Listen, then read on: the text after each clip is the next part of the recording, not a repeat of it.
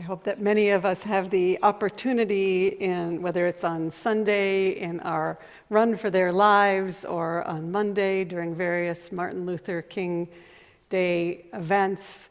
There are so many opportunities to engage in what that song is about, actually quoting a famous line from Abraham Joshua Heschel when they asked him how it felt to be marching with Martin Luther King in Selma in 1965. He said, I felt as though he's actually, the original quote is, I felt as though my legs were praying.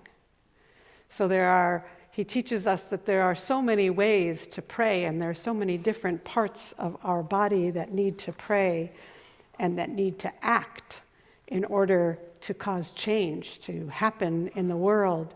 And of course, right, literally bubbling at the surface of our society and at our souls, especially in our souls, especially on this Shabbat, is what's happening in our country and the tension, regardless of how you feel about the inauguration of former soon-to-be President Trump. Regardless of how you feel about it, there is enormous tension in our society around whether it's healthcare, whether it's immigration, whether it's the economy, whether it's the climate, right? All kinds of tensions and threats and battles going on. And the question is, what do? We who, something we wanted to talk about last Saturday and really didn't get to, but Reverend Thomas and I were talking about how we who have our anchors, our values are anchored in core texts and core ideas about equality, right? It is up to us to really hold society together, to be that sane center, perhaps, that can hold society and focus on our shared values. That is, in fact, what allowed for the shifting winds of the civil rights movement to cause enormous change in another period of enormous conflict in our country. Think about all that was going on throughout the 60s. Some of you remember it and lived it and marched through it, or had your friends or your loved ones be drafted to fight a war that not all thought was the right war to fight. Anybody remember that? But here's what I think both Heschel and King taught us, and I think sometimes we lose that when we think of these sides of things as being binary.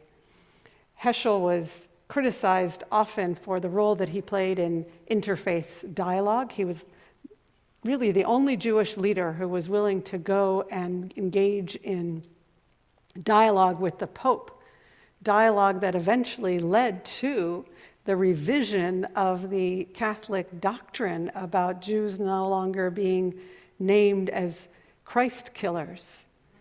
It was because he was willing to engage in dialogue with someone with whom he knew he had very little in common. And it's remarkable, they had actually the AJC and those who were mediating and trying to find who would be the Jewish leader that could engage in dialogue. And his colleagues at the Jewish Theological Seminary, and as all of us can hear, there are always many reasons not to do said dialogue. There are always many reasons not to engage in politics. There are always many reasons not to raise your voice and to just sit on the sidelines and watch, right? And just hope it doesn't get too close to us, whatever the it is, which always makes me think of the greatest rabbinic prayer in Fiddler on the Roof, right? They go to the rabbi and they say, Rabbi, is there even a blessing? Is there a blessing even for the czar? And what does he say? Because this was how Jews, this was where we were in history and where we were in terms of power at the time, including many of our own families, quite literally. May God bless and keep the czar far away from us. Oh my God, the liturgy that you know. See, there are a lot of blessings they don't know, but that one, you know, because of the sacred text of Fiddler on the Roof. it is a sacred text. There's so many reasons to just want to hope that it stays away from us. And in our powerlessness as Jews throughout most of history, that was the best we could do, right? May God bless and keep whatever it is far away from us, because what did we know as powerless, small people who weren't allowed full participation in society or even ownership? What did we know? That's all we knew. To just hopefully stay on the sidelines and not get caught up in whatever the it was. And how well did that work for us? How did that go for us? We survived. We survived, but I'll say, whenever a society is filled with tension and looking for scapegoats and wanting to blame the other, whoever the other is, it never goes very well for us, except when we're able to join hands and literally march together with others. In the 60s, we were able to join hands eventually. Rabbis, Reform rabbis, literally joined hands with King and with others in Florida in June in 1964. And what happened to them? They sat at the mixed lunch counters. They went and insisted that the pools be desegregated, all kinds of other things. What happened to them? They were arrested, thrown in jail for they didn't know how long. And I think one of the most difficult things about that is they had to somehow or another agree on a statement to the New York Times. I think that was one of the most, thank you for laughing. I think it was one of the most difficult things, but they were there in that sweaty, sweaty jail cell. They were all thrown in there together, but they weren't afraid to march with those with whom they didn't entirely agree. And when Heschel was criticized a year later for marching with religious leaders who they thought maybe they weren't altogether, pro-Zionist or not altogether, not anti-Semitic, and he said, we have to march together.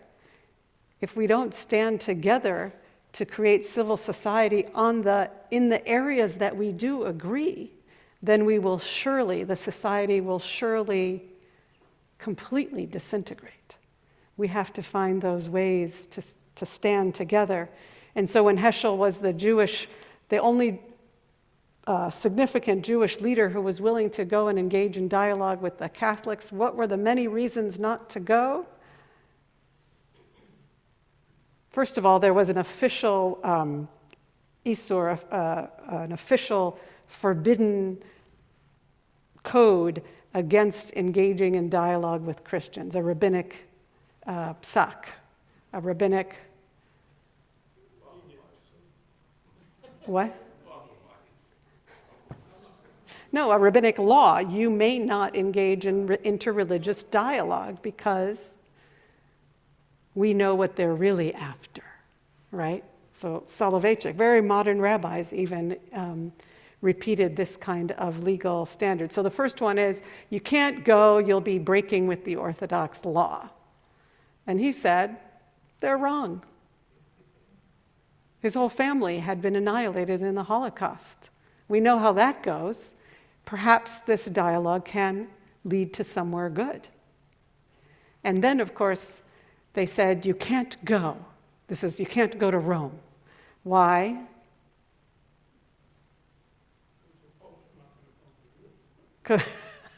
Right, the Pope's not going to come to you. You got to go to Rome. But they said you cannot go to Rome because the food won't be kosher. And he said, they've promised to fly in some kosher meals. Blech, but they've promised to fly in some kosher meals. And then they said, you can't go to Rome because they'll insist on having a meeting on Shabbat, and you'll be forced to break Shabbat in order to go to the meeting. To which he said, oh, they're housing me right there at the Vatican. It'll be very convenient. There were so many reasons. I'm thinking about that because the cabinet meeting is taking place in Israel on Shabbat, right? It's a matter of life and death. and that is how Heschel saw it. It's a matter of possibly decreasing the possibility of Catholics in the future being part of pogroms or other events that might lead to the death of Jews. It had happened for centuries. Perhaps he could do something to stop it. And in that sense, that is also what King was able to do with many leaders of many faiths. They were also able to stand together against the war in Vietnam. All these situations where, with hindsight, we can say, well, yeah, of course that was the right decision, but at the time, we often don't know entirely where the winds of history are going to blow. So how did they make these decisions to stand together, and how might we make decisions to stand together even with those with whom we disagree? How did they decide? What really should guide our decisions? Thank you, Len. Because they simply knew, and we're hearing this from judges in our own country now, they simply knew that it was the right thing to do. And what King taught so many is that we have to be able to do that which is right, because the survival of humanity depends on it. If we want to be part of a force of love in the world, we have to look for those common elements in all religions. That is, he said, and many of our rabbinic leaders have said, and we have to remind ourselves that the force of love is the supreme unifying principle of all life. And so as we move forward in this time, I pray that those in power are able to make decisions that are about life, about the triumph of life, and that we too will find ways to stand together, whether it's with our churches and our friends, whether it's with mosques, whether it's with other groups. We may not entirely agree, but if we want history to continue to move, if we want that arc of history to continue to move toward justice, then that is what we will need to do. May God give us the strength to do so. Shabbat Shalom.